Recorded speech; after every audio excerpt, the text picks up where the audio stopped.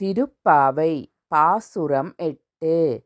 கீழ்வானம் வெள்ளென்று எருமை சிறு வீடு மேய்வான் பரந்தனகான்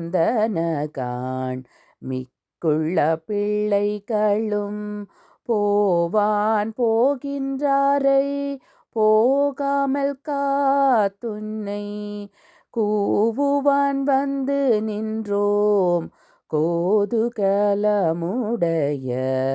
பாவாய் எழுந்திராய்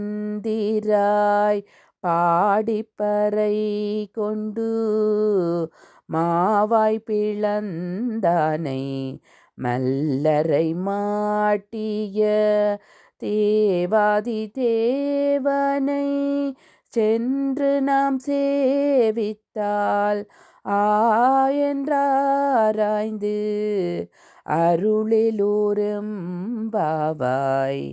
பொருள்: மகிழ்ச்சியை மட்டுமே சொத்தாக கொண்ட சிலை போன்று அழகு கொண்ட பெண்ணே, கிழக்கே வெளுத்துவிட்டது.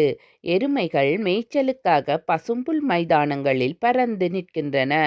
அநேகமாக எல்லா பெண்களும் நீராடுவதற்காக வந்து சேர்ந்து விட்டார்கள். அவர்கள் உடனே குளிக்கப் போக வேண்டும் என அவசரப்படுத்துகிறார்கள். அவர்களை உனக்காக தடுத்து நிறுத்திவிட்டு உன்னை கூவி கூவி அழைக்கின்றோம்.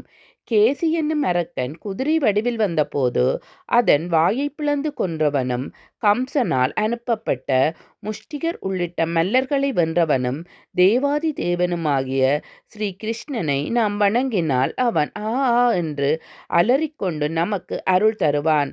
பெண்ணே, உடனே கிளம்புவாயாக.